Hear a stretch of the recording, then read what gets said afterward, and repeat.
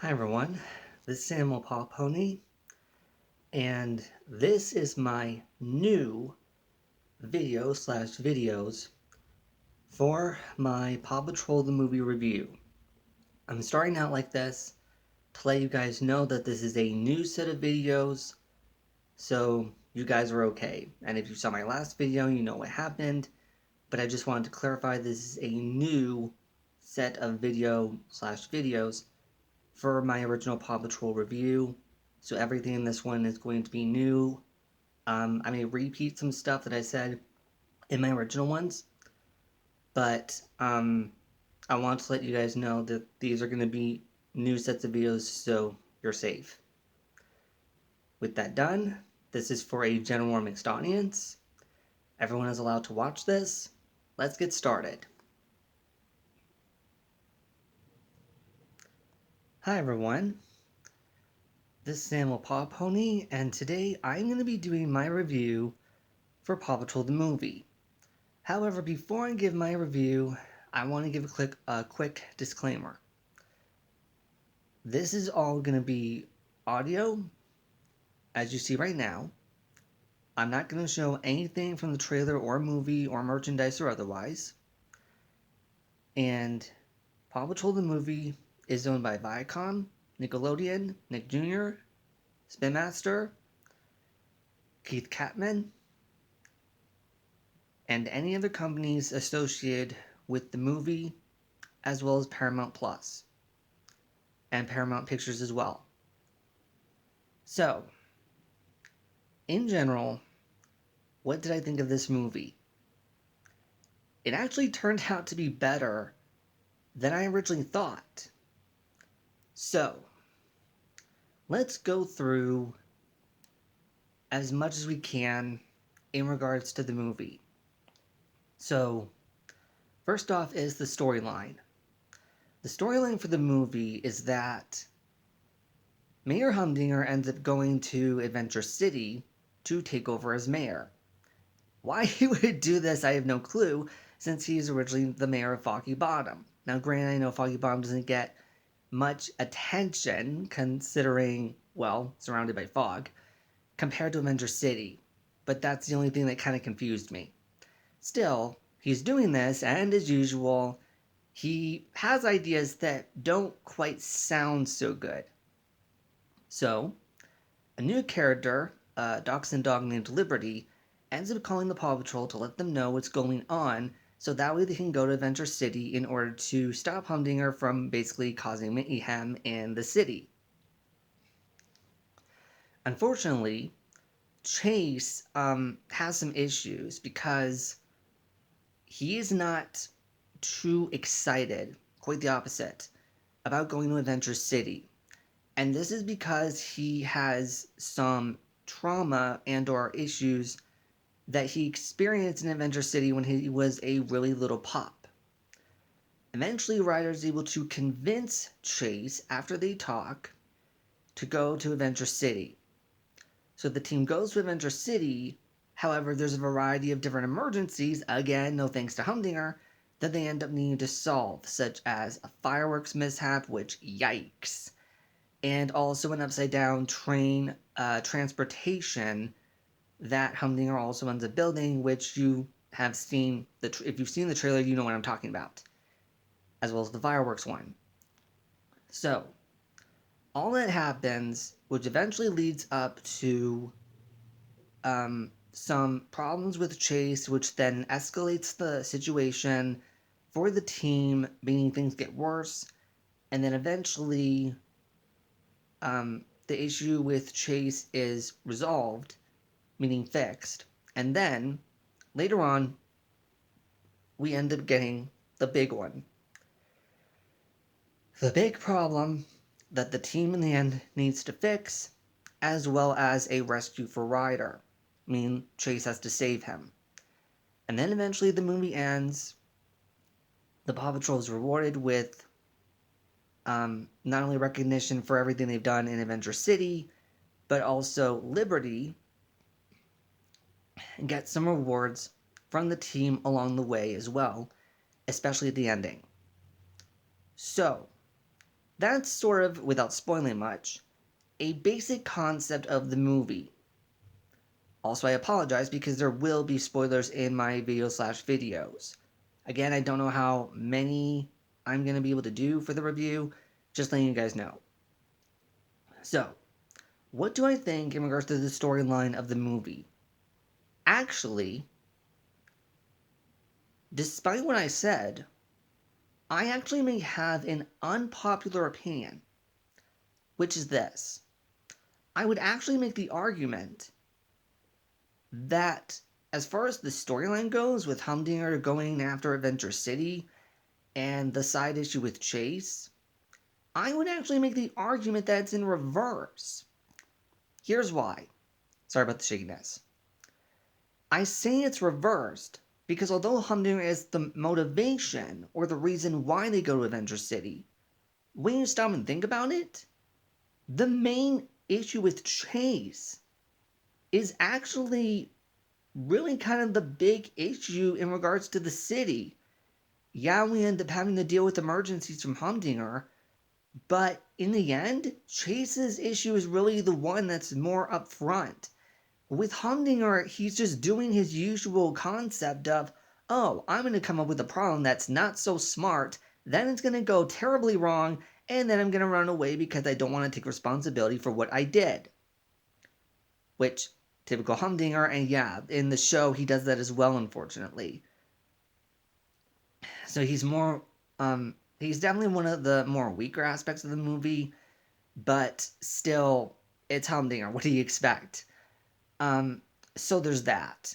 But the reason I say it's reversed is because although these are emergencies that don't necessarily involve Chase in regards to him causing them by accident or something, no, not at all.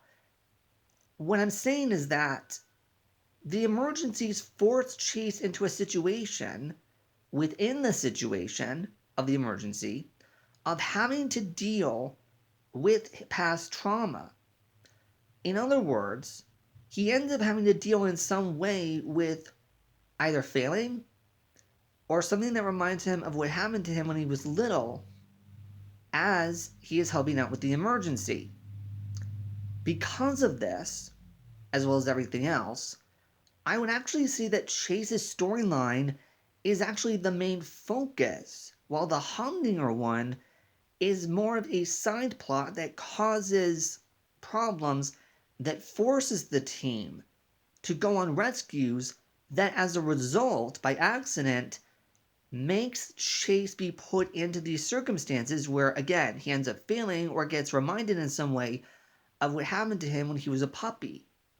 So in a way, it's almost like these emergencies are sort of side plots that forced Chase's paw into not only dealing with emergencies, but having to deal with circumstances, like I said, failure or reminders of his past, that, of course, he has no control over. He did not think that it would happen, but it did. And because of that, I'd actually make the argument that Chase's story is the main focus, while Humdinger's is more of a side plot. With Liberty, however, even though her concept as well is also a little bit of a side plot, here's the thing. I'm aware that some people can be annoyed by her parts of the story. And I understand why. It's because they do constant reminders. Mostly the same thing over and over again in regards to what they say. However, I make the argument that, and again, I don't know if it's just me, I don't know if any of you felt the same, I felt whenever they were doing those moments of reminding you of her side plot, to me, that's what it felt like. Reminders. It could get annoying at times, but it didn't really feel as if it was forced. I mean, don't get me wrong, it could be forced in some ways, but it felt more so honestly like it was reminders, not so much trying to force her side plot into the movie, though then again you could also make the argument, and I'm not saying that it didn't feel forced at times.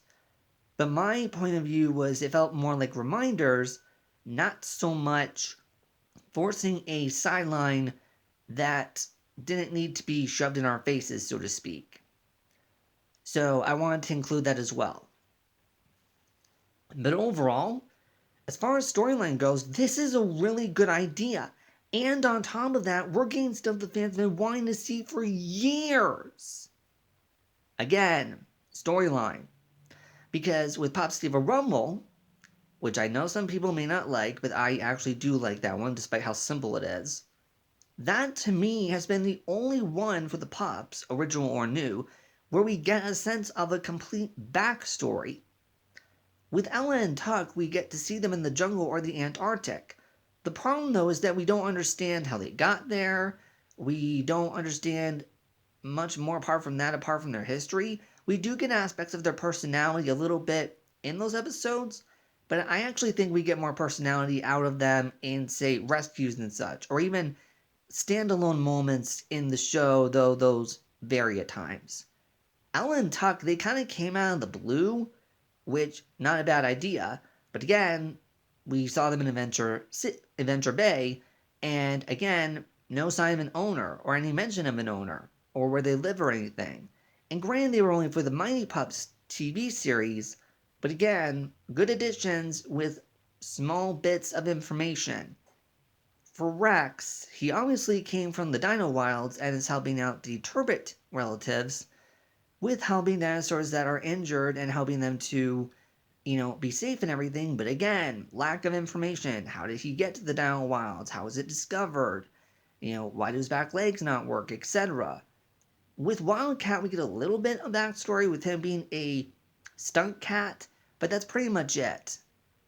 And with Liberty, in the movie, all we end up really getting for her is, oh, she's a dachshund who likes to take care of her city. She knows the place really well. She's always dreamed about being on the PAW Patrol. And we do get aspects also of her personality, but that's pretty much it. If anything, she's mostly kind of a tour guide, if you will. A very peppy, happy tour guide.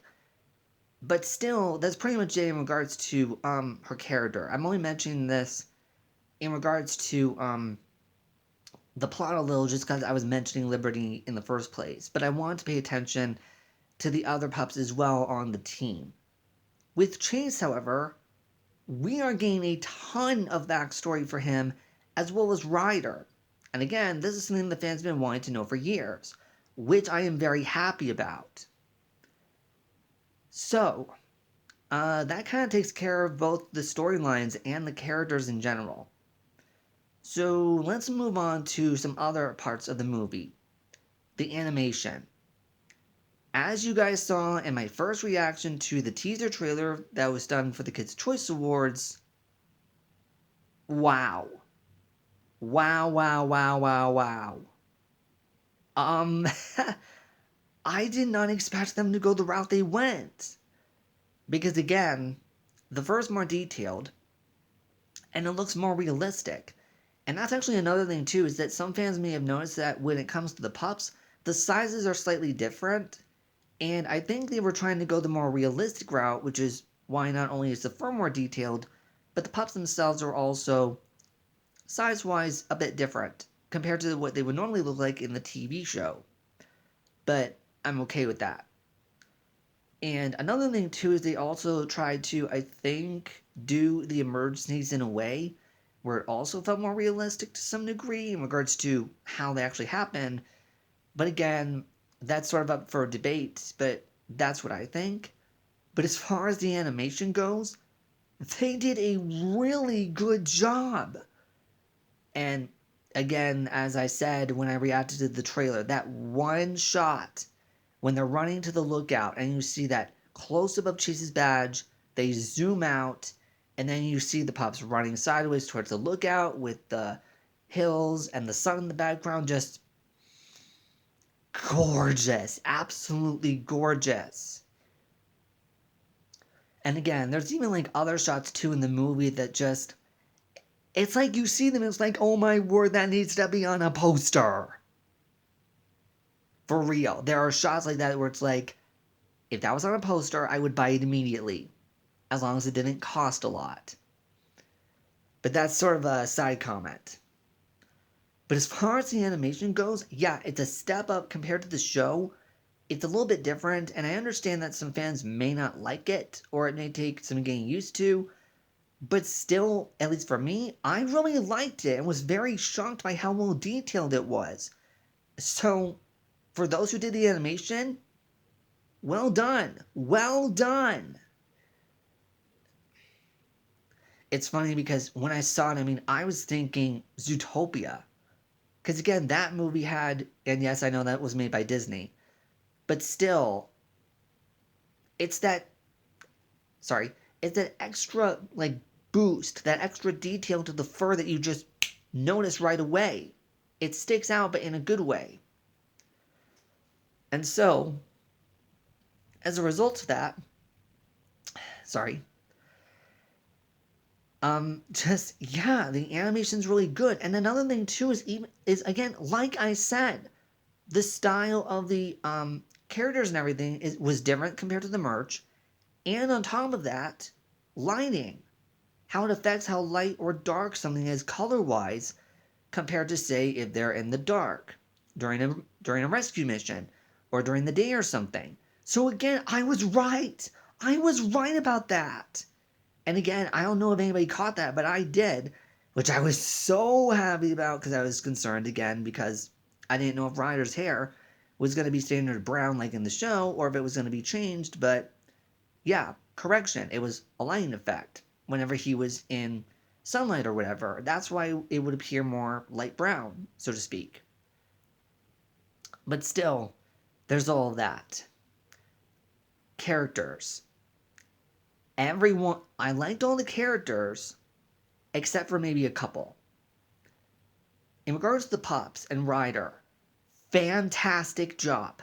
I know that Ryder and Chase are the main characters and the others kind of get pushed to the side and or are supporting characters, but I don't mind because, again, I understand it's mostly about Ryder and Chase, so I don't mind. However, the good news is that they don't completely get put to the side. There are rescue missions, especially Zuma's, which I loved, that they do pay attention to, so they do get attention when it's necessary, and it's not like they just forget about them. No, they still are a part of the story. I already gave my info about Liberty and that I like her character and everything. Again, I just wish that her moments, as far as the side story, didn't feel forced at times, or they didn't push the whole reminder concept. Because it is something that's a bit distracting and something that can be a little bit off in regards to making you interested in the story, so that's one critique. Humdinger and the Catastrophe Crew, standard. You kind of get what you expect. As far as his bodyguards, though, they're okay. It's just that I almost wish they had done more with them. I mean, it's nice that they actually addressed Humdinger is more of a cat person, not a dog person, so yay. Sorry. But at the same time, it's like I kind of wish they could do a little bit more with them other than, say, helping him with escaping, making sure his kittens are with him, that kind of thing. A news reporter character who was doing the news for Adventure City, he was okay. Didn't really bother me too much. The scientist. Loved her character. I liked how she was enthusiastic. I liked how she... Hold on. Sorry about that. Sorry. But still, in regards to the scientist character, I really liked her. Because again... hold on. Sorry about that. Mild interruptions. But still, in regards to her character, I really liked her. I liked how enthusiastic she was. I liked how she was really knowledgeable about the cloud catcher, which she, I think, either made herself or the university that she was a part of in the movie, how they made it and everything. And I really liked in general just how she was the one who was trying to, because of her knowledge, get people to understand this thing is something not to mess with, you gotta be careful, and how they even had a way of measuring just how dangerous the thing was, because in her words, it basically takes clouds and can store them, so that way it makes the sky more clear. However, there's a limit in regards to how much cloud the machine can take in. So obviously, the limit means that if it takes in more clouds than it can, it's going to get too much inside the machine, meaning how much it can hold, and things could go terribly wrong, which go figure, of course, they do towards the end. Also, I liked how, because of her knowledge, she actually tried to warn people. It's not like she just decided to keep the info to herself. No, she actually tried to warn everyone. However, this is going to be another one of my critiques, so I'll get back to her in a moment. In regards to other characters, I'm going to say this. For Barney in the obedience school, I liked how peppy happy he was, though we didn't get much time with him. There's another dog who I unfortunately forget his name, but it's similar to a golden retriever. I liked his character because even though he didn't play much of a part, I liked how he at least tried to reassure Chase when he joined them by accident. So that way he ended up feeling to some degree like he had someone there who was willing to support him, but also explain what was going on. In regards to the Poodle character, again, I apologize, I forgot her name. I kind of feel like she could actually have been out of the movie because, on the one hand, she does explain a little bit that the obedience school is not an actual obedience school, it's more of a dog prison. And even though we get a little bit of that, we still could have gotten that dialogue from any of the other characters, like Barney or something, though he was obviously oblivious to it or just didn't want to believe it. And I just feel like her character didn't really contribute much to the movie. So if her and Barney had been taken out of the movie, I honestly kind of wouldn't have minded, to be honest. As far as the scientist character goes, there is something I don't like that they do with her. There's a joke they do in regards to her trying to explain stuff, except she uses scientific words, and everyone is clueless what she's saying, and they take it as a joke as, huh? Meaning like they don't understand her. I don't know if this is just me, but given that I am in a science major, I am not in the degree of weather in regards to science, and yet I could understand what she was saying. And yes, I was slightly annoyed by that. However, it was funny given when she does it with the Paw Patrol, the one pup who actually understands her. Yeah, that was a nice, funny surprise. So, yay. That was good. Yeah, so that's it pretty much for the characters. In regards to everything else, again, this is a really good movie. But now I want to get into details more because there's a lot I actually want to mention. So I already gave you guys an explanation in regards to the animation, the storyline, and the characters to some degree. If I missed any, I apologize. I am trying to get everything that I can. But again, I don't know because I'm really stopped trying to think about everything. So if I mess up, I apologize. So one of the things that I want to really focus on is Ryder and Chase, because like I said, I actually think that's really the main focus for the movie, rather than the Humdinger one, and I already explained that.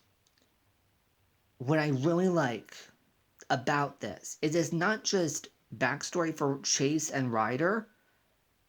What I like is how Ryder tells the pups, even though it's mainly from Chase's point of view.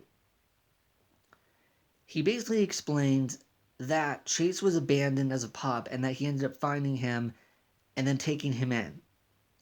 One of the things that they do really well is splitting up this storyline.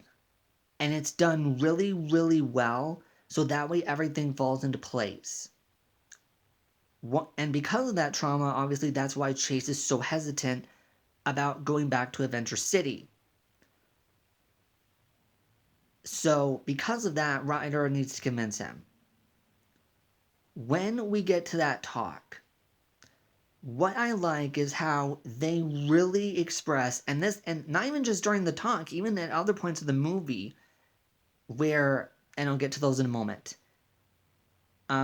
Ryder tries to talk to Chase, and he gives Ryder his side of the story for why he doesn't want to go, but then he's convinced to go and everything. The big moments for me are the talk, the rescues, the argument / disagreement that Ryder and Chase have,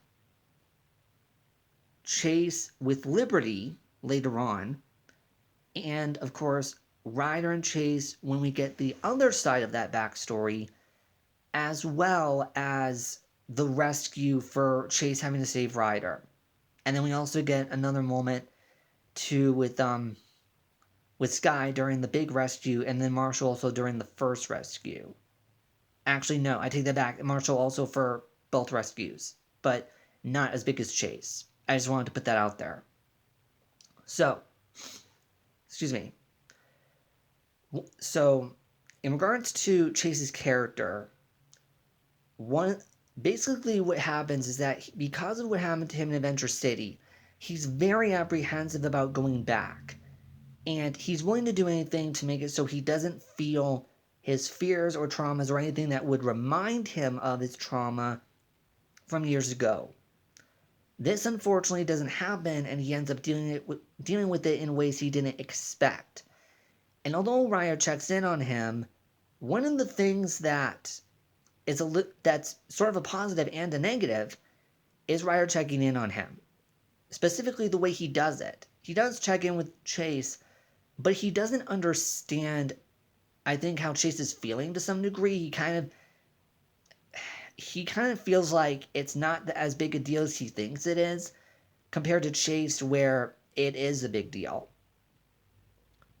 Because of this, there's a little bit of friction between them. Not a lot, but a little bit. Which is something that I really, really like. Because again, you don't really see moments where Ryder and the pups have disagreements or, aspects of their personality where the pups are viewing something from one point of view and Ryder's viewing the situation from a different point of view, which is what we end up getting in the movie. For Chase, one of the things that really helps with his backstory is the rescues and how he ends up failing. The thing is that he had such high hopes for himself to do rescues. But all of a sudden, when he ends up getting reminders of his past and everything, it actually makes it so that way, because again, he hasn't had to deal with these traumas for so long. And even if he, is aware of them, he doesn't know how to deal with them. It's been so long since he's had to deal with these negative emotions and thoughts and everything, in his head, to the point where he doesn't know how to deal with it. And that is huge in regards to his backstory, but his character as well. It's a lot of growth for him, but it's done really, really well. And I'm actually going to get to the first one maybe later. It's going to depend on how I do things, so I apologize. So basically what ends up happening is that Ryder reassures Chase that what happened to him in his past won't happen in Adventure City. And I'm going to get back to their conversation actually when I get to the disagreement part. Because at first when he talks to him, Chase is explaining how I don't want to go back to Adventure City. If I do, they'll just see me as the scared little pup and not the hero I think I am. And again, I'm sorry I'm repeating this, but I really do have to give props to them. The animation, the voice acting, the emotions, especially with the eyes. Phenomenal job. I mean, when you see certain moments like that part in the movie, you really feel what Chase is feeling as well as Ryder. But especially Chase, which just builds and really gives him great character development throughout the movie. But still, they end up going to Adventure City, and the first one, of course, for the rescue being the fireworks mayhem. One of the things I really like about this one is Chase not only ends up failing, but fails in a unique way. And What happens is that there's a fire on the balcony and he goes to help the citizens out by using his parachute. Unfortunately, he doesn't detach the parachute when he gets on the balcony, and so when the wind blows, it blows him off the balcony. The parachute gets attached to a part of the balcony, and he's dangling from the parachute over the flames below him. So he ends up having to be saved, which the way Marshall saves him is kind of both clever and funny at the same time. And then eventually when the fire is out, he ends up getting lowered down to Ryder. One of the things I really like is they show multiple emotions almost within seconds of each other as he's getting rescued. Because you end up getting Chase having this face expression where he's showing shock, disappointment, fear, and, sadness, in a sense, with failing the mission. It's one of those moments where it's kind of like blinking, you miss it, but it's there. It's really there in his eyes, and that's not easy to pull off, and I think they did it. And then, of course, we get Ryder checking Chase out medically, nice. And then he ends up talking to Chase, asking how he feels. And of course, Chase feels bad because he ends up failing. Because, in his own words, I can't believe I forgot to disconnect my parachute. It's Air Rescue 101. And, which is ironic actually, because again, Sky is the Air Rescue pup, not Chase. So in a way, it makes sense why he wouldn't be aware of it. But at the same time, it's also kind of common sense that, yeah, if you're not using it, you should disconnect it because something could also go wrong, like we saw in the rescue. But even just from that dialogue, we see how hard he's pushing himself in regards to his failure. But then Ryder reminds him that, well, we're a team, and so, if one of us fails, then we work together and, we help each other out. He doesn't use those words exactly, but same concept. But then we end up getting something from Chase that we haven't ever gotten before. Blame. Specifically, but when is something bad happened to those people and it's all my fault? And it's moments like that I really love in this movie. Because again, even if Chase blamed himself for certain things, for example, not being able to help rescue Ryder or get to the lookout tower in the Mighty Pup movie or whatever, we have never seen him blame himself in a sense where it's citizen lives, it's friends that they know, where if he fails, their lives are put in danger or something bad can go horribly wrong. We've never seen him blame himself for that. Not even once, I think. Actually, correct me if I'm wrong, I don't think none of the pups have ever done that, even in the show or the TV movies. But still, or at least in detail, so to speak. So this is actually a first for Chase, which again, it's great. And then later on, we get him not being able to sleep, and there's a moment that we see where he goes downstairs and he just sits down, and we see the big city in front of him, but also sort of in the background a little bit. One of the things that's great about that is because they zoom out a little bit, it's representative of Chase because he looks so small compared to the city, it's showing from a visual point of view, that's what he feels like. He feels like no matter what he does, good or bad, he feels like it's not enough to truly make a difference because he feels so small, despite being physically bigger and having more experience. He still feels much smaller, both physically and with his actions, compared to the big city.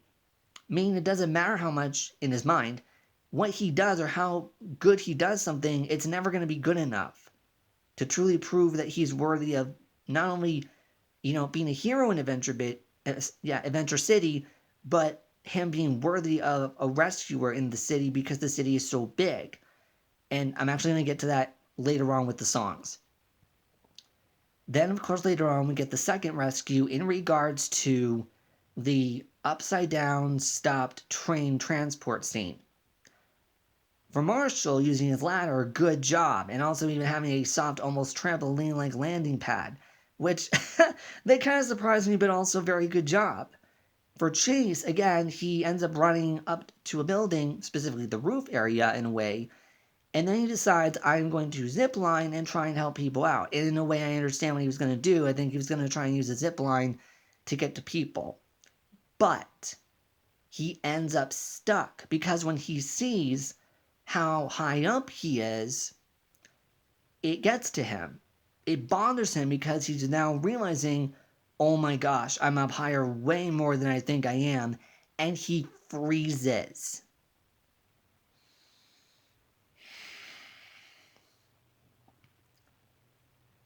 First. Sorry about that. Okay, so with that moment, I actually want to make some comments. First, that scene hit me hard. I can absolutely relate to Chase from that point of view.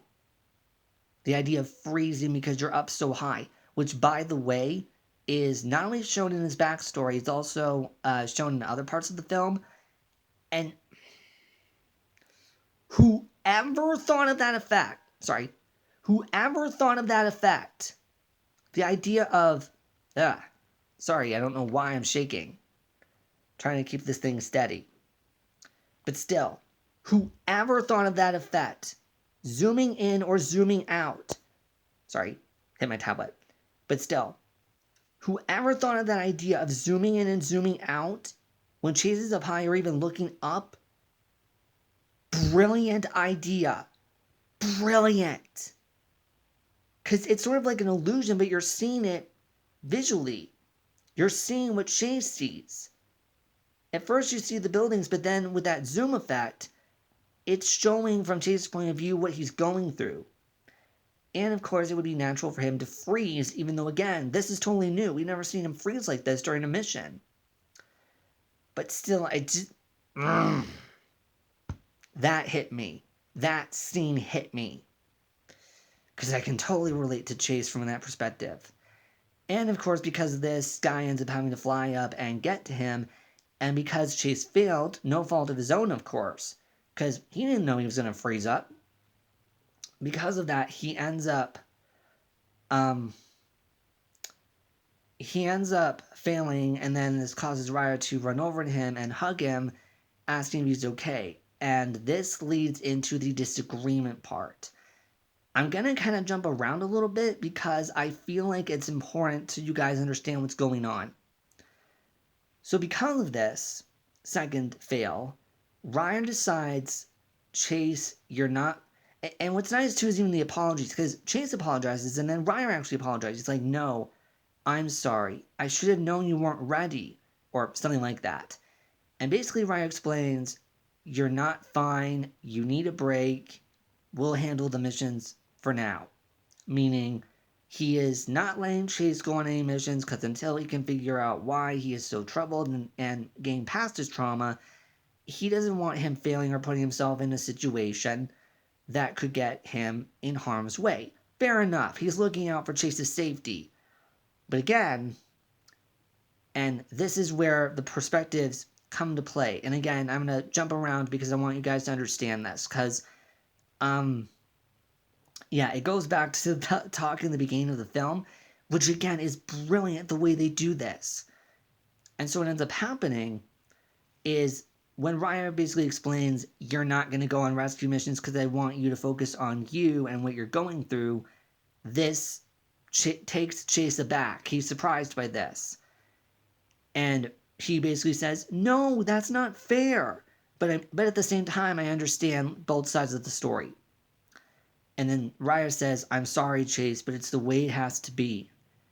And again, just it's that concept of how Ryan's viewing things compared to Chase, which then leads into this next concept of the argument, and honestly one of the most emotional, especially when you think about it from both points of view.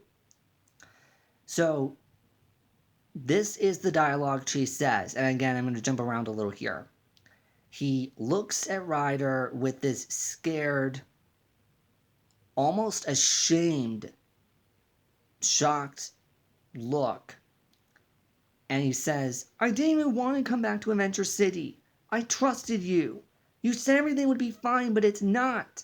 What kind of leader gives up on someone the second things get hard? Which, by the way, that last part actually has a double meaning. Or at least, that's how I viewed it. The dialogue Chase uses. Perfect. Here's why. Going back to that earlier talk in the film, when Chase would explain things to Ryder about why he doesn't want to go back to Mentor City because he's afraid that the people there are going to see him as a scared little pup and not the hero he thinks he is. What Chase is basically saying in that point in the movie is he's afraid of going back to Adventure City because he's afraid that the people there aren't going to see him as the pup that most people in Adventure Bay know him as. From his point of view, in his mind, he's viewing it as the people there are going to see me as a scared little pup despite what I do, and they're not going to see me as the hero that others think I am. And of course this makes sense because the last time, and this might hint a little to what happened too, is that when Ryder ended up getting Chase, at some point they ended up leaving Adventure City. What this means is that when Chase was abandoned running around the city on his own, that was the last time that anyone ever saw him apart from Ryder. And so from his point of view, because that's the last time anyone saw him in the city, his point of view is even though, yes, he is grown physically, so he's bigger than he was last time, he's afraid that in people's minds in Adventure City, they're still going to see him personality-wise and such as the scared little pup he was from years ago and not as a hero. Ryder disagrees, however, and says, I promise you it's not going to be the same. I might paraphrase here, but you'll get the idea. He says, I promise it's not going to be like the way it was when you were little. Come on, Chase, those people need our help. We're the PAW Patrol. This is what we do. Trust me. And then Chase, of course, okay, I trust you. And this is what makes the argument seem so brilliant. I've already explained Chase's point of view, but what about Ryder's? From Ryder's point of view, he's basically telling Chase, I promise it's not going to be like the way it was when you were little. But here's the thing. He's not doing it from an experience point of view. He's doing it... Well, yes and no, actually. Here's the thing. He is doing it to some degree from an experience point of view. But here's the thing. It's different. For Chase, he's afraid of being viewed as the puppy he was years ago because that's the last time anyone ever saw him. So even though he's grown and he's had lots of experience and everything, he thinks in his mind that no matter what he does, it's not going to be enough to convince people that he has changed compared to the last time he was in the city. From Ryder's point of view, however, that's exactly it. He has grown physically. He has experienced being both the police pup and spy pup and other aspects of, what we've seen in the series and everything. From Ryder's point of view, he's making the argument, although he never states it, he makes the argument that, Chase, you have grown physically, so you're older, you have all this experience and everything, you have me and the PAW Patrol to help you out, you're not alone. He's doing it more, from Ryder's point of view, he's telling Chase advice based on Chase's experience over the years, or even a year or whatever, based on how he's grown and how he's improved compared to when he was a little puppy. So the argument here is it's personal growth, as well as how others see you. That's Chase's point of view. Compared to Ryder, where it's experience and growth from an individual point of view, as well as how changes changed over the years, for the better. Because of this is why that argument is so important. They're not seeing eye to eye. Even though Ryder's aware of Chase's troubles, he doesn't understand how badly it's affected him. And because of that, he doesn't think that, yeah, Chase went through this terrible thing, but there's no way it could have been so bad where it would affect him on such a deep emotional, psychological level. Except it does. And that's the thing. He doesn't understand that. For Chase, that is his mindset in the movie. And because of not understanding those points of view, that's what leads to the argument. Sorry about that. I don't know why it's shaking. I really am trying to hold this thing steady. But still, that, because of those different perspectives, that's what ends up making the argument work. And on top of that, there's some other stuff too. This is the first time ever when Ryder has basically called off a pup off of a mission after giving them a second chance. This never happens. Most of the time, if they fail, then they regroup and decide, okay, what's plan B? This is the first time where after a second chance, Ryder basically decides, you can't be on rescues anymore because of what's going on, and I want to help you by making sure you're safe and everything, so you're not going to go on any more rescues. This is the first time where after a second chance, Ryder basically tells the pup, no, we've never seen this. And of course, this is what made Chase feel so bad. What's even more brilliant is I actually ended up watching this clip, I think from another trailer, but I forget which one it was. But the thing is, the language in that trailer was in Spanish. Here's what's brilliant. The dialogue is the same for Chase, but it's slightly changed when you translate it into English. For Chase, what he said is, I didn't even want to come back to Adventure City. I trusted you. You said everything would be fine, but it's not. What kind of leader gives up on someone the second things get hard? That's the English version for Canada and the US. But when I watched the other trailer that was in Spanish, if you translate the Spanish to English, the dialogue is slightly changed to this. I didn't even want to come back to Adventure City. I trusted you.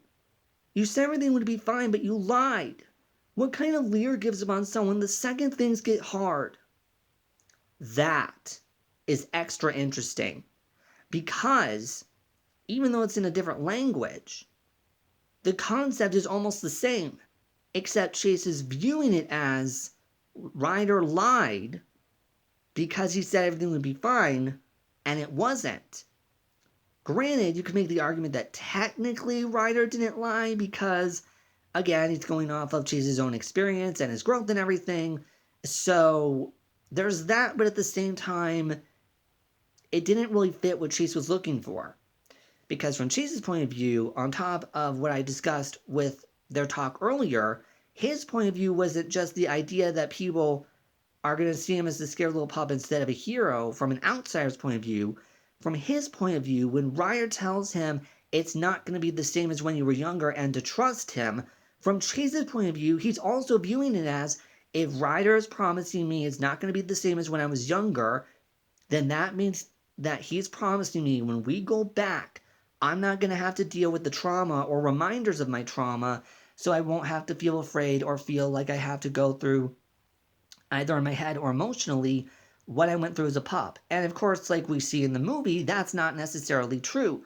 But that's from Chase's point of view. He's viewing it as, I'm not going to have to go through the emotions mentally and emotionally and physically compared to when I was a pup. And of course, with the rescues, he ends up failing for that very reason. Again, through no fault of his own. It's him reacting to stuff that's either a reminder of his trauma or something that he wasn't prepared for, which, again, not his fault. But again, all of that's from Chase's point of view, and I already explained Ryder's point of view. And again, it's that difference in perspective that makes the argument work, and it's brilliant. But on top of that, that last line that Chase ends up saying, what kind of leader gives up on someone the second things get hard? There's a double meaning behind that. Specifically, the second things get hard. You can read that in two different ways. One, the second things get hard, meaning what kind of leader gives up on someone the moment things get hard, which definitely fits Chase's situation. But there's the other way you could view it. What kind of leader gives up on someone the second things get hard. Meaning, what kind of lyric gives up on someone after giving them a second chance, even though the person is struggling with something that is difficult for them to overcome? Meaning, giving up on them after a second chance. So, regardless, either way, both of those different perspectives work. I don't know if that was intentional or not, but that was genius. Yes. I love moments like that. And of course, this ends up having Chase run away because of how upset he is. And of course, because he basically feels like Ryder doesn't trust him anymore to go on missions and or trust him as a pup. Because again, he promised that he wouldn't have to go through his trauma, which that's what Chase read Ryder's promise as. He trusted him, and now he's going back on his word. Unfortunately, when Chase runs away, he ends up getting captured and taken to the obedience school / dog prison that Humdinger took him to. So that ends up happening, and then we end up seeing Ryder and the others looking for Chase. And as they're looking for him, they end up finding only his collar. No, actually his, correct me if I'm wrong, I think it's his pup tag, but yeah, it's his collar, with his pup tag on it, of course. So he ends up finding that, and then Liberty decides to come, and this is actually a really good moment for her, as well as Rubble. She suggests, let's look around the city and ask if anyone's seen him. And this is a good idea, because you never know if someone did see him. Plus, she knows the city really well. However, her warning makes Rubble think, oh, I need to use my rig. I have to use something from my pup pack. Which, just that sense of innocence and misunderstanding, I love that about Rubble's character, because that's what we ended up getting in season 1, and then they didn't really expand on it that much, or at least in that way. So we get aspects of the old Rubble in this movie, which I really, really appreciate. And then, of course, Chase gets captured, and he even struggles to get out, but of course he can't because of Humdinger's bodyguards, and they end up putting him in the obedience school. And as they're looking around, Ryder and Liberty end up discovering a bulletin board in a grocery store or something similar to that, but for dogs, so really kind of a pet store. They end up finding a bulletin board filled with photos of different dogs that they've gone missing. And so Liberty then decides, if I'm an honorary member of the PAW Patrol, let me be the bait. Let me be captured, and then you guys follow, and we'll find out where Chase is. Good idea. And it works. However, there's a moment that happens, which again, this is a really good Liberty moment in the movie. And I think I'm going to come back to this because I do want to touch on some other stuff for Liberty. But still, she ends up going there, and eventually she encourages Chase, and then they end up rescuing him. Which then leads, after the rescue, to Ryder and Chase going somewhere, and he tells the team, head back to the lookout, Chase and I will join you shortly.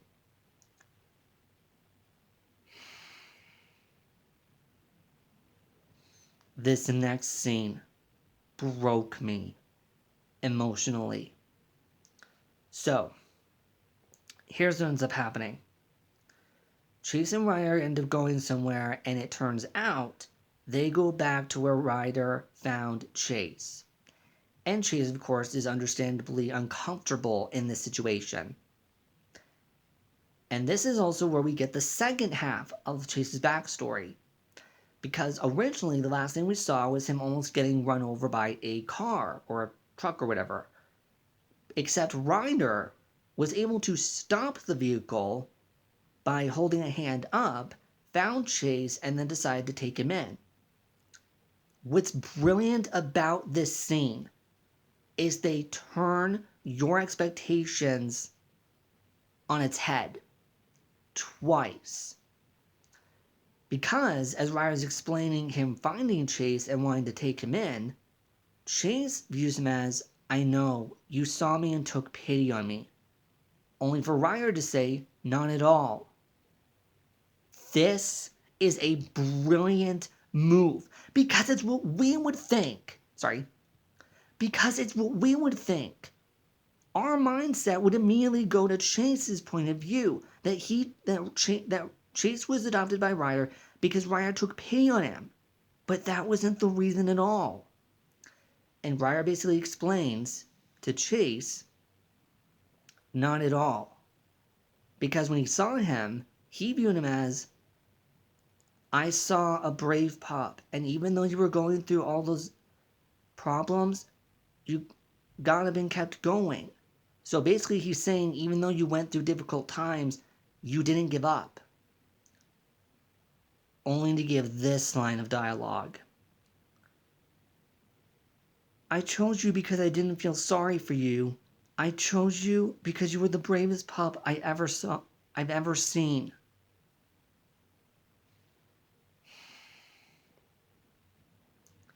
When he said that, if it wasn't for my dad sleeping across the hall, I would have broke down sobbing. Because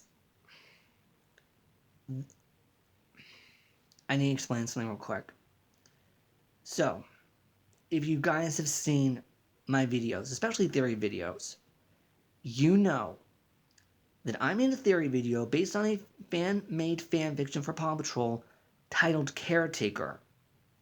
My theory for that set of videos was, could the pups' personalities represent their jobs? Meaning, what if Ryder took them in not only because of their skills, which would result in them gaining their unique skills as far as a rescue would go, but what if he took them in also because there was a part of their personality, whether Ryder was looking for it or not, that he saw in the pups, a quality that he saw in them that made him realize, wow, this pup has this quality and I really admire that. If I take them in, I can really help them grow and develop that quality, and then we can use it to help out others. And although I never said brave, the principle, the concept of my theory videos still applies. So when Ryder ends up saying to Chase as a little pup that I didn't adopt you because I felt sorry for you, I chose you because you were the bravest pup I ever saw. Because I'm sorry. Because he said that.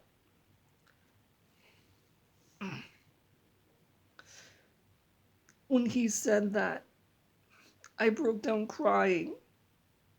Except, not the way I expected. Because what happened is that, I watched the movie, I watched the movie through, a site, and so I ended up pausing it. Here's the thing. After Ryder said that, I broke down, but here's the thing. I was also trying to process what Ryder said and what that meant. Because of what he said, that means that my theory is potentially canon. And granted, there's a little bit of a difficulty with that, but I'll explain later. But still just, gosh damn, my eyes are watering. But still just, when Ryder said that, just, I had to process what happened, but I was also crying at the same time. I'd have these little moments where it's like I'm processing what Ryder said, but I'm so overcome with emotion that's like I'm processing the information, then I cry. Process information, then I cry. I broke down 7 times crying because of what happened. Because when Ryder said that meets my theory.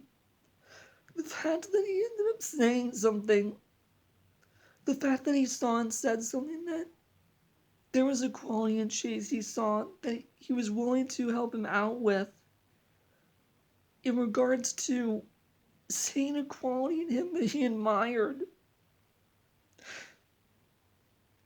I'm sorry. That he saw a quality of Chase that he admired. it means my theory's potentially canon. And if this goes for the sequel, that means there's a higher chance. It means there's a higher chance it can be applied to all the pups.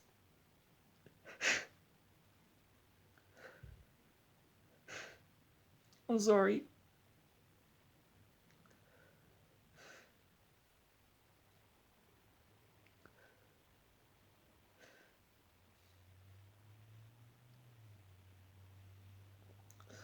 As someone who mostly gets theories wrong, I was not expecting this. I was not expecting that.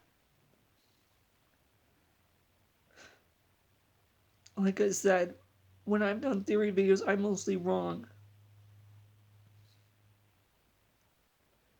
The fact that they acknowledged that Ryder saw something in Chase.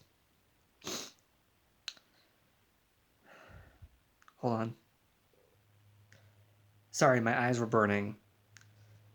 But still, just the fact that they acknowledged that he saw quality in Chase, that he was willing to help him out and help him grow with. I didn't expect that. I swear. That was the last thing I expected.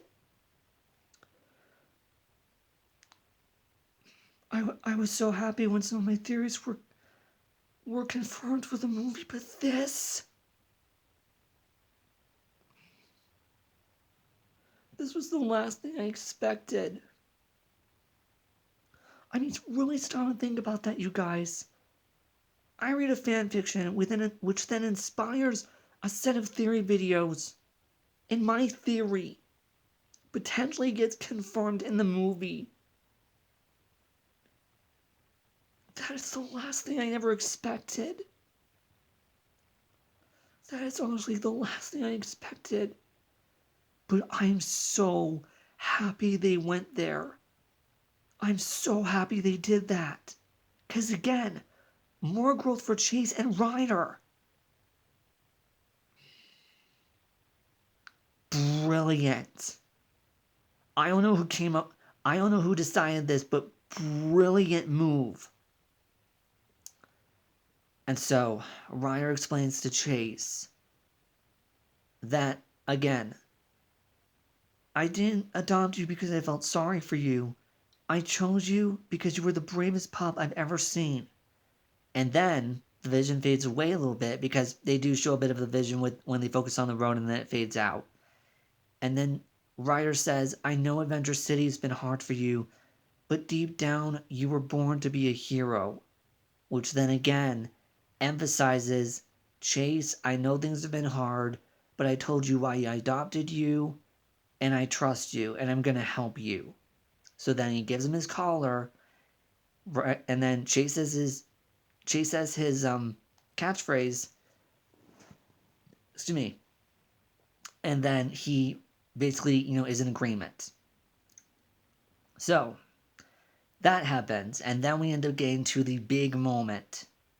The cloud catcher has absorbed or taken in so many clouds, it has reached critical levels, meaning things are going to get bad. And it does, because since it can't hold the clouds any longer, as well as everything that's in the clouds, it basically releases everything, and we get a really, really bad storm. It's clouds that are dark, wind, rain, thunder, lightning, everything. And as a result of that, everyone's going to need to take cover, and so the team goes to help. However, as they go to help, we get a surprise from Liberty, which is Ryder gives her own vehicle. Again, another first, because we've never seen this before.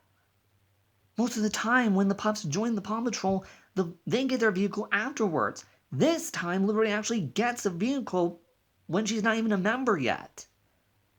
And yes, I say yet, because, the marketing ends up spoiling she becomes a member of the team towards the end. So, marketing spoils it.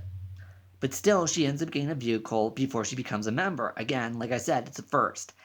She is enthusiastic and beyond overjoyed, and then she decides to use it, only to end up using it in the beginning, which it's a funny moment because as the vehicle is stretching out to adjust to her size and everything, she gets nervous because she's realizing, oh gosh, this thing is going to take off like a rocket, which it does, and it's hilarious.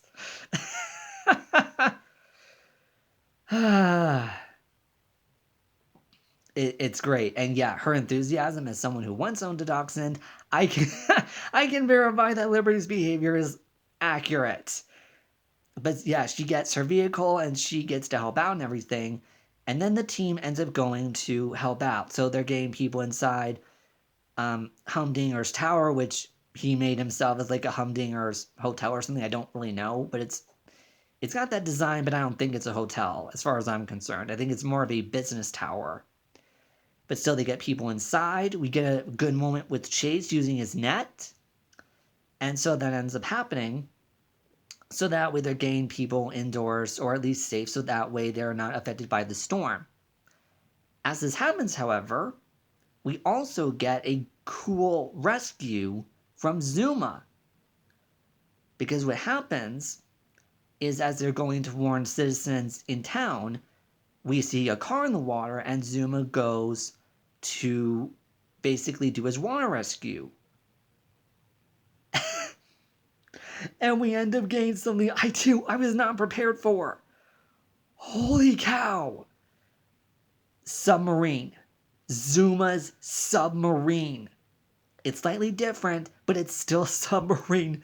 Oh my gosh. Season 2 reference. Oh my gosh. Oh my gosh. I did not. My jaw dropped. I was not prepared for that. But then again, also we had the PAW Patroller from season 2. But still, again, another season 2 reference. Wow. Wow, wow, wow. Yeah. And then, of course, he does the rescue. Liberty also helps out with a rescue light. And Zuma saves the family and everything. And yeah. So glad they did that. So glad they did that. And in case you're wondering, there are moments also with Rocky and Rubble. Especially mainly during the missions and everything. And if you've seen the trailer, then you may have seen some of those moments for the pups gain their own little spotlight moments in the rescues for what they can contribute. But going back to the emergency. So everyone gets inside and everything, and then Ryder decides to go up to the top of the tower to warn Humdinger what is going on, which he does. And unfortunately, things end up getting worse because the storm knocks out the power line. So the lights go out. And then, Humdinger still thinks, I'm not going to go with you. Sorry, even though the storm disagrees because the roof of his tower is actually a version of the top hat Humdinger wears, except it's the roof in a sense of the building. And the wind blows it off, which yeah, there's a running joke where Humdinger keeps losing his hat and he keeps commenting, my top hat, every time he loses it. But oh my gosh, for him to comment that when the roof flies off. It's not an actual hat, it's a roof that looks like a hat, but still it works. It was clever. Clever.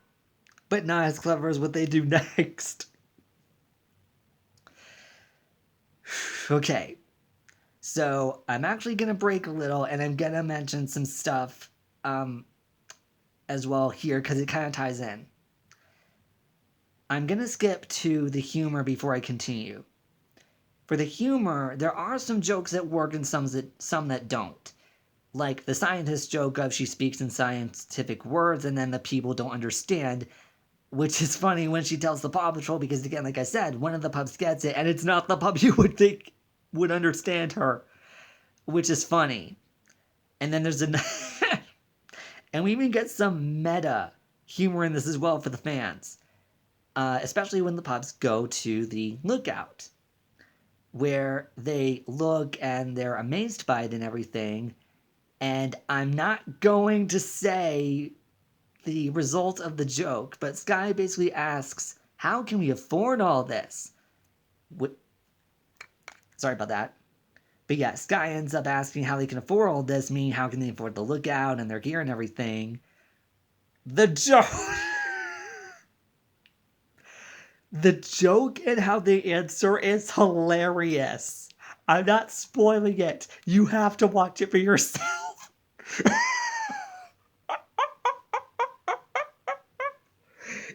You don't see it coming. Like, it surprised me the first time. Like, wait, what? Did they really just go there? Oh. Brilliant move. Brilliant move. And the same applies to, again, the top hat joke. Because, again, you don't expect it. But there's an even funnier joke. So Humdinger decides, Humdinger, again, the elevator, because we need to go, because things are getting really bad with this storm. And he does, which it actually leads to another slightly funny moment, because we see Ryder actually climbing Humdinger to get to the roof on the outside of the elevator. Which then leads to a line I found very interesting, because Ryder ends up saying, and by the way, he also activates a light on his vest, so they do have light.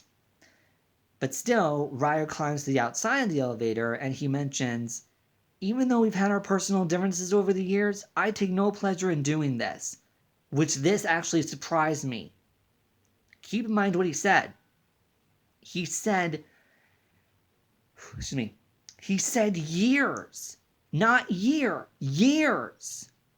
This caught my attention because this suggests two different things.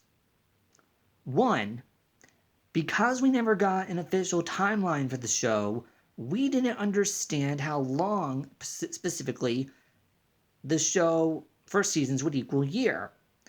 I don't know if anybody else thought this, but I actually thought one season equaled a year or close to a year, maybe half a year or something. It wasn't until the staff was asked this and they confirmed 4 seasons equals a year. And since the movie came out during season 2, sorry, not season 2, the movie came out during season 8, that means we have almost a 2-year timeline, according to the staff, for the show. So the fact that Reiner said years, not year, years, it makes perfect sense. However, there's a little bit of debate about this because if you have seen, I think Nebula or the 3 Meets video, one of the two, one of them goes over that there's issues in regards to the movie, according to what the director said, so it doesn't exactly match with the series because there's moments that fit but also go against the movie, so it's a bit confusing as far as the timeline goes, which I will actually tackle in another video. And yes, that means Paw Patrol confusing timeline challenge accepted. I'm sorry, I just had to say that. But yeah, that's going to be another video for a later time. But still, Reiner said years. Even though we've had our personal differences over the years, I take no pleasure in doing this. Only for Humdinger to question, doing what? I'm not going to say what... I'm not saying what happens. It's hilarious. You don't see it coming at all. But at the same time, let's just say this is something that Ryder absolutely deserves. As well as Humdinger. It's a moment that, because you don't see it coming, it adds to what makes it so funny. But at the same time, it's a moment where it's like, yes, Ryder, you deserve this. This is worth it. And then even the end a little bit with what happens with Humdinger, because yeah, he does get to the bottom of the elevator safe and sound, only for Ryder to have to, unfortunately, get down a different way. Which, there's a part of this in the official trailer, which if you guys have seen the trailer, then you know what I'm talking about, specifically if you've seen the movie.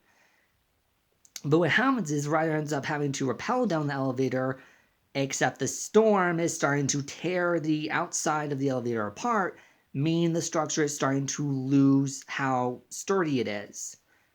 This puts Ryder into danger, which then results in Chase having to save him because the building turns on its side, in a sense, and crashes. Chase then uses his vehicle to get to Ryder, however, not what you would expect. Remember that motorcycle scene that I mentioned in my reaction to the official trailer? That is actually how he ends up getting to Ryder. Well, actually, sort of in a way. It's an additional part of his vehicle they use to get to Ryder, but he does it differently. Then, this leads to the big moment when Chase goes to save Ryder. He ends up getting to a part where he has to jump across a large gap, and he ends up having to figure out a way to do this. Chase then decides, okay, I'll use my putback, and so he decides to use a grapple. Except the wind catches it, and because of how strong the wind is, as well as the pull from the cord of his grapple, the rope specifically, it forces Chase to fall on his side and goes sliding towards the end. And because of this, he disconnects his pup pack. Again. Wow. We've never seen this before. That scene just boosted the danger level to 11. Because Chase doesn't have a pup pack of any kind, if he fell, there's nothing there to save him. Keep in mind, it's not just his regular police gear, I imagine, from the show, but they don't really show it that much, if none at all. But still, remember how I said that earlier on he used a parachute? Yeah, that's gone, because that was a part of his pup pack. Also, he'd have to retract his grapple in order to use it again, which I'm actually going to come back to that first rescue with Chase and his parachute in a moment, because there's actually something I want to add in regards to that scene. Specifically, what I think could have been a good addition. So, Chase has no pup pack, and now he still has to jump that large gap. Sorry.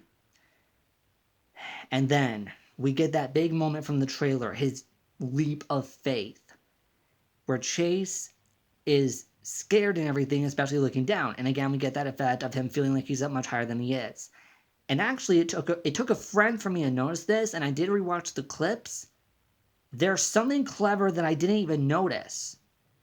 During the second rescue and this one with Chase's leap, whenever he looks down and the buildings are stretched, if you listen carefully, there's a heartbeat. It's subtle, but it's there. You have to listen really carefully, but it's there. I didn't even notice that until a friend told me about that. So, good eyes. Sorry, not eyes, ears. So, yeah, to my friend Scarlet Whitecross, good ears. I didn't even notice that. But still, that's what happened is he ends up looking down and you have that heartbeat effect and the building, it looks stretched. Only for Chase to back away because, again, he's dealing with his fears and it's something that he's still struggling with. Only to remember what Ryder told him. I chose you because you were the bravest pup I've ever seen. Only to lead to one of my favorite parts of the entire movie. I don't care how many times I watch this, it's still one of my favorite parts. I get goosebumps every time. Chase yells, runs, and then jumps. And again, you have that leap of faith with him jumping through the air with the rain, which, oh my gosh, that has got to be a poster. That would look amazing. However, he doesn't necessarily make it across completely. He ends up hitting a beam of metal and having to pull himself up. So yay, again, subverting our expectations. You make it so Chase doesn't make it across completely. He has to struggle a little, so yay. And then you have him going to save Ryder, who is under a pile of stone/rubble, which, haha, that he has to help Ryder out of. Yes, fans have noted that this is similar to the boat rescue scene. However, and yes, the method I think is a little similar, but it's also different again as well. But still, he helps out Ryder, and he's able to get him out and everything. And because, Chase helped Ryder and was able to conquer his fears from his past and everything, Ryder hugs him, and he's really proud of him, and they end up leaving. The only nitpick I have is that because Ryder technically was injured, I wish he had been limping or doing something to at least suggest the fact that he was in fact injured, because he kind of just walks it off. He kind of just walks and doesn't show injury. So, what on earth?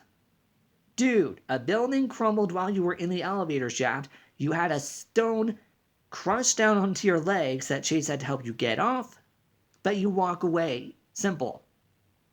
I thought you would have been limping, if anything, I don't know, dislocation or something. Just, it's a nitpick that I have, but at the same time, I can also kind of understand why they wouldn't do it. But again, if you're going to have a character be injured, show them actually being injured, for Pete's sake. And so that happens. While this is happening, however, with Chase, Sky, from earlier on, decided, I'm going to go and see if I can handle the cloud catcher and try and stop it. Again, another great scene, some of which we saw in the trailer. One of the things that I liked about this is there's a bit of sarcasm, because when she's flying towards it, she sees lightning on the side, and she's like, oh great, lightning, which would come into play, because as she goes to the cloud catcher, she decides, I'm going to try and grab this thing with my grapple hook to see if I can catch this. Then again, it's not necessarily a hook, it's more of like a claw. But still, she does it, thinking I can probably pull this away, and I can understand what she was doing. I think she was going to try and pull it away. So it's like, if I pull it away from all the clouds and everything, it's either going to move but still release clouds, or it will break away from the clouds, so then it's not going to be able to make the storm worse. Except lightning ends up hitting the cloud catcher, which then goes from the machine, through the claw, through the core, to her helicopter. Yikes! And this is another moment that I love, because her helicopter, with it being electrified, it starts to spiral out of control. She's going upside down, and you hear a warning, warning kind of sound, which again, we've never seen this before. So again, making it more dangerous but still appropriate, which, yes, these are the kind of things I want to see more of in the show. And again, that's what makes the rescues so much better and interesting. It's dangerous but appropriate, but it's something that the pups can't handle, but it amps up just how serious things are for the pups, for what they need to solve. Yay! So happy they did this for all of them. And so so that's going on, and then she's able to maintain control of her helicopter. However, she ends up realizing, okay, this is not going to work. I'm going to have to go to something a bit different, maybe more dramatic. Which, by the way, quick note, I actually find the design of her helicopter rather interesting. It's almost like a combination, ironically, like I said before when I was reacting to the Kid Choice Awards teaser trailer. Again, her helicopter looks like a combination of her regular copter and her ultimate rescue helicopter, especially considering that it's elongated and everything compared to her normal copter. And yeah, apparently I was right. I mean, I have no evidence to provide proof that I was, but again, just the design-wise, it looks like that. However, there's actually another version of her copter, which is what she ends up using. There's a rocket version of her copter. Sort of. It's almost like a helicopter rocket kind of thing. And so then she decides, okay, I'm going to have to do something, because I'm not going to be able to pull this away or do something like I normally would. This thing needs to go bye-bye.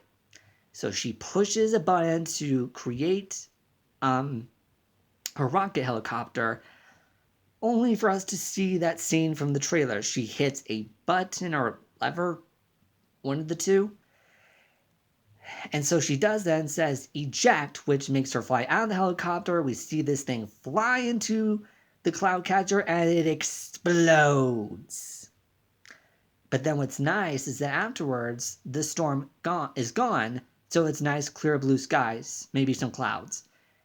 And then Sky free falls, only to activate her pup pack and go flying throughout the air until she lands back on the ground, only to be rejoined with all the other pups, mainly Liberty, Marshall, Rocky, Zuma, and Rubble. Because again, she's with Ryder, so that makes sense. And so they're all relieved that she is safe and fine, but they also are happy with what she was able to do. And then, of course, it leads to that funny moment in the trailer. I hope, right? I hope Ryder got... Bleh, sorry. Hold on, I'm trying to remember what she said. Oh, I hope Ryder got insurance on my copter, and then her helicopter crashes right behind her. And then we see that little badge part go rolling and smoking. And Sky's, of course, just kind of sad, but it's like, kind of moment, which I actually am going to mention another moment like that soon. And then Rocky, of course, says, that'll buffer out. And then she just kind of looks at him like, really, dude? Not the moment. Which is extra funny because during the scene when they travel to Adventure City, Sky has another moment of really, kind of like that same face expression, but in a different way, which is extra hilarious the way they do it. And so yeah, that ends up happening. And again, I don't know if they're doing fan references, but again, it reminded me of how I had Sky's helicopter get destroyed in my own fanfic of Marshall to the Rescue, which, again, I went through that when I reacted to trailer number 5. If you guys have seen that video, you know what I'm talking about because I explained in that one, so I'm not repeating myself. So that happens, and then Ryder and Chase come out of the building. Everyone is excited to see them. Ryder kind of sits/lies down. The pups lick him and everything, and everyone is happy, as well as the citizens, and so everyone's safe, and they come outside.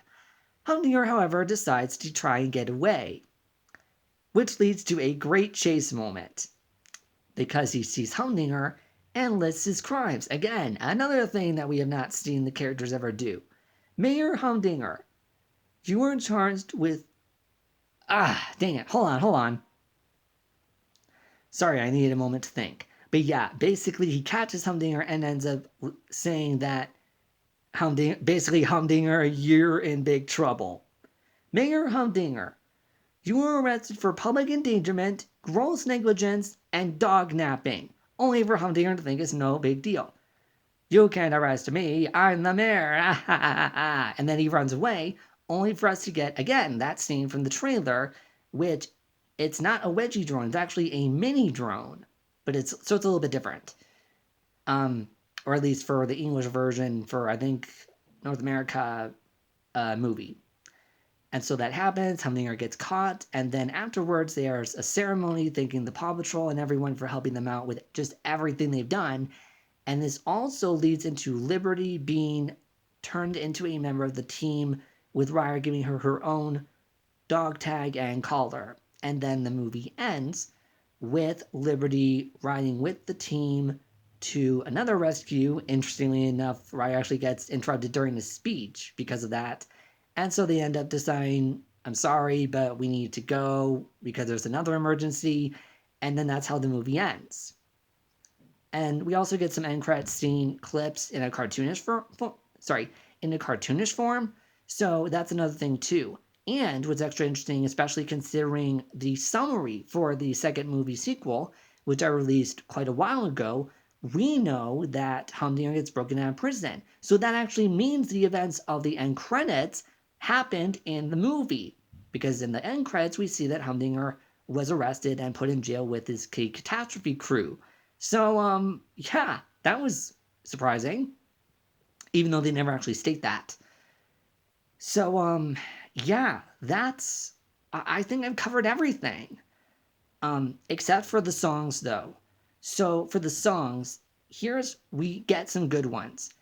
Good Mood, which is played while they travel, which very good, very positive, very upbeat, and it's also played during the end credit song as well. So we get that. We get That's My Girl for Liberty when she's riding her vehicle for the first time and she's just happy about what she's experiencing. So yay, another good one.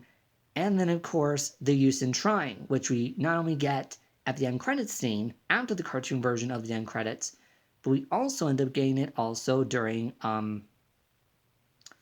Chase when he goes downstairs at night when he can't sleep and he's sitting in front of the glass with the city in front of him / background. Okay, this kind of leads into something that is a critique of mine. If I had to list a main critique for the movie, pacing. Let me explain. with the song, it plays the chorus, which is good, except it transitions over from Chase to Liberty. And when the song starts to sing, hold your head up, you'll find your way home, it actually goes to Adventure City when it's morning, then to Liberty.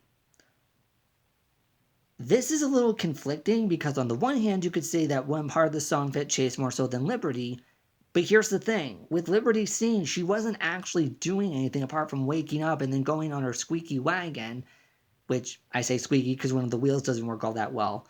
And she's just, going and getting ready for the day and doing what have you in regards to what she's doing. As a result of that, the song, if you hear it in full, definitely fits Chase. The transition just could have been a little bit better. I don't quite know why they did it the way they did, but at the same time, it also makes sense because you have to do a transition to morning time anyway. It's slightly confusing. I don't know if anybody else feels the same, but that's just kind of what I thought when I was watching the scene. So there's that. And another thing, too, is that they have her sort of as an honorary member based on the fact that they have her do crowd control, controlling the crowd, making sure the area is clear for the emergencies. And this kind of motivates her to think that, oh, I'm an honorary member, which, yeah, I've already mentioned what Liberty does. That's basically kind of the side plot I mentioned where it can either be annoying or feel like reminders. So that's basically it.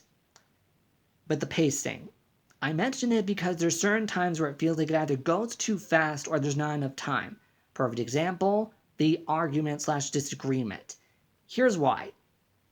Because there's two different points of view that you are understanding from Chase and Ryder's point of view, by the time Chase runs away, and again, I don't know if anyone felt this way apart from me, but this is what I felt.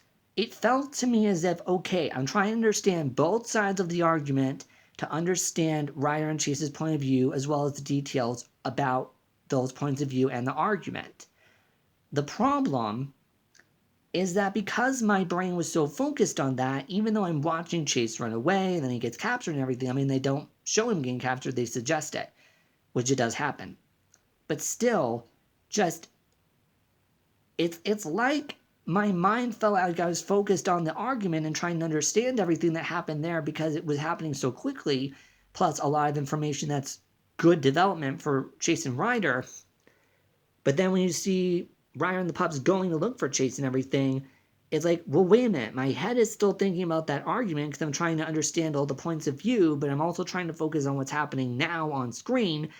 So there's moments like that where it's like there's different points of view where a lot of stuff is happening.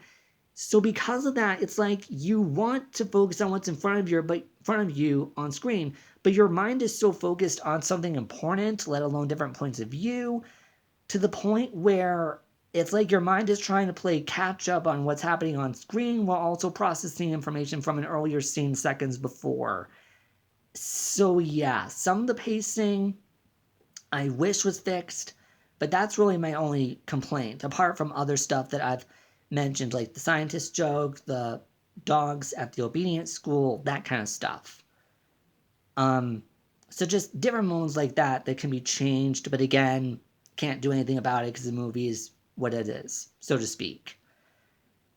And of course, mentioning the songs and everything and whatnot, so there's that too. However, there's, interestingly enough, a song that was mentioned but was never put in the movie. And I think I might know why.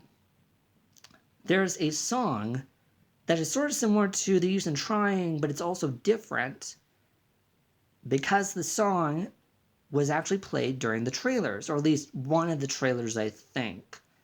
I had to double check, but I'm pretty sure it was played during a trailer. And the song is called I Need Help. That was never played in the movie, not even in the end credits. So, which, not to say movies haven't done this before. They'll have a song or a scene in a trailer and then it doesn't come into the movie. It's not there. And so because of that, that's kind of the same with this. But I think they replaced it because I think the message is, because it's similar to The Use in Trying, I think what happened is that they ran into a circumstance where they ended up having more songs, but then it was a little confusing because you have one where it's like, I need help in regards to, say, a rescue or even Chase's point of view, but they ended up going with Houston Trying, which I don't have a problem with that because that's still a really good song. But yeah, I Need Help was something that was not put into the movie. It was only in the trailers. Though I still consider it canon for that reason in regards to the song for the movie. So, yeah. And again, I don't know, but still, that's my personal guess. So overall, what do I think of the movie? Really, really, really good job. This was amazing. Everything was done. What the detail for the pups and everything else was well done. Good storyline, really good character development and details. Some good funny moments, some okay moments, and overall, this was just a really good movie. It actually turned out better than I actually thought it was going to. I know some people may, disagree or have differences, but again, that's your opinion, not mine. I'm not going to argue with that. And actually, there's another scene, funny moment in the movie in regards to Liberty with the fireworks scene, where, again, I'm not going to say it because the joke speaks for itself, but there's a moment she's running away, and of course, fireworks are kind of nearby and they're chasing her a little bit, and she ends up making a comment by saying, "This is why dogs don't like fireworks," and oh my gosh, I died laughing. That was perfect. That was absolutely priceless. But yeah, I almost forgot about that. But yeah, I wanted to mention that as well. But before I end this review, there's one thing I wanted to add because I actually kind of wish they had put this in the film, which is something that I feel would have added just as much development for Ryder and Chase. And no, I don't have any evidence of this being a deleted scene or what have you, but I'm making this as a suggestion. Let me explain. Going back to that very first rescue with the fireworks going haywire, like I said, we had Chase going on the balcony because he shot himself out of the seat of his police cruiser vehicle and ended up using a parachute to get to the crowd, only for him to get blown by the parachute and get dangled by it with the fire below him, and so he had to get rescued. And again, we get that moment when he's being lowered of shock, sadness, disappointment, and just, utter disbelief, which, again, makes the scene that much more brilliant. It's the first time he's ever failed a mission like this. It was something really important. Marshall had to help him out rather than Chase doing this on his own. And the irony is that he ended up getting saved by the very people he was trying to save, not the other way around. So yeah, tragic irony there. However, there is something I want to mention in regards to when Ryder goes and gets Chase. He goes up the stairs and grabs Chase and says, "Hang on, buddy, I got you." And Chase still has that look on his face because of all the emotions that are going through his head. One of the things that I think would have been interesting would have been the parachute landing on top of Ryder and Chase. Here's why. Apart from me liking parachute-covered moments in kids' shows or movies or what have you, that's not the reason why. The reason why is because visually, we could have seen a visual representation of what was going on in Chase's head. Let me explain.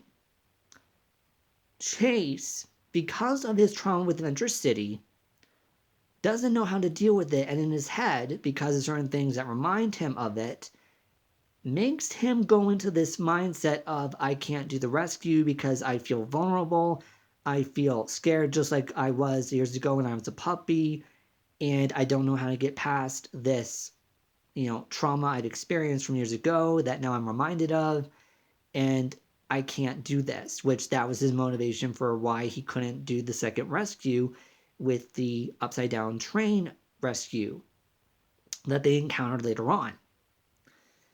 So obviously Chase would be in that mindset apart from the fact that he ended up failing, which of course would be a disappointment. But here's the thing. Let's do something that's added to that scene.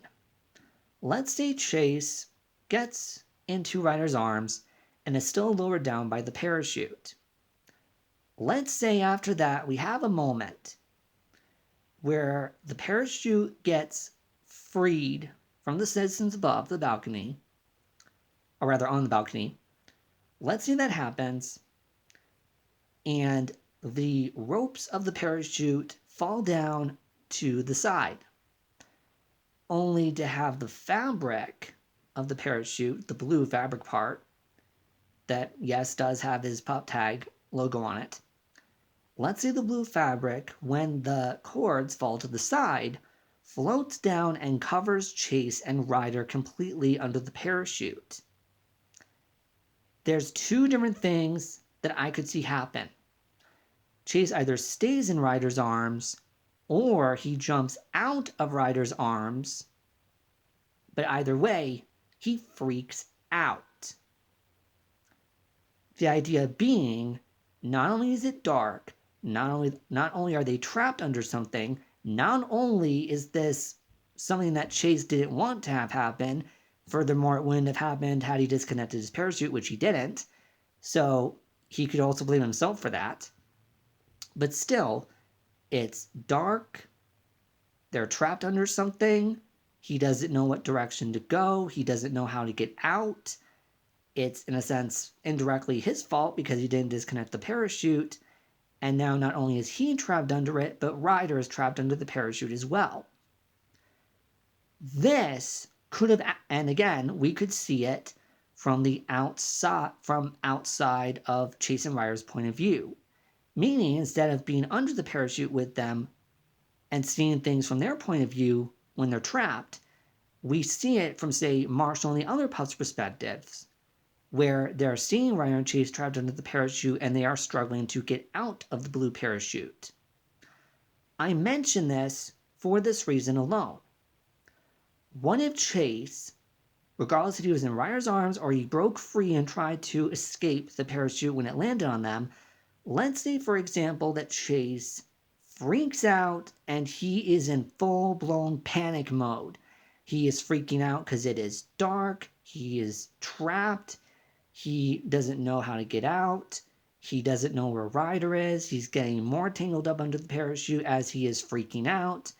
He is apologetic because they wouldn't be trapped had he disconnected his parachute, but because he didn't, they are trapped regardless. And he is just freaking out for those reasons alone.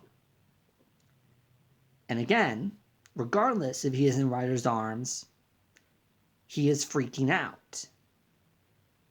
I mention this because visually, this is what's happening in Chase's head. In other words, if you took this moment where he's freaking out under the parachute, this, in a sense, from a visual point of view, in other words, what you're seeing in front of you visually with your eyes, this is a visual representation of what's going on in his mind. Because why? Given his past trauma, Chase doesn't know how to deal with his trauma.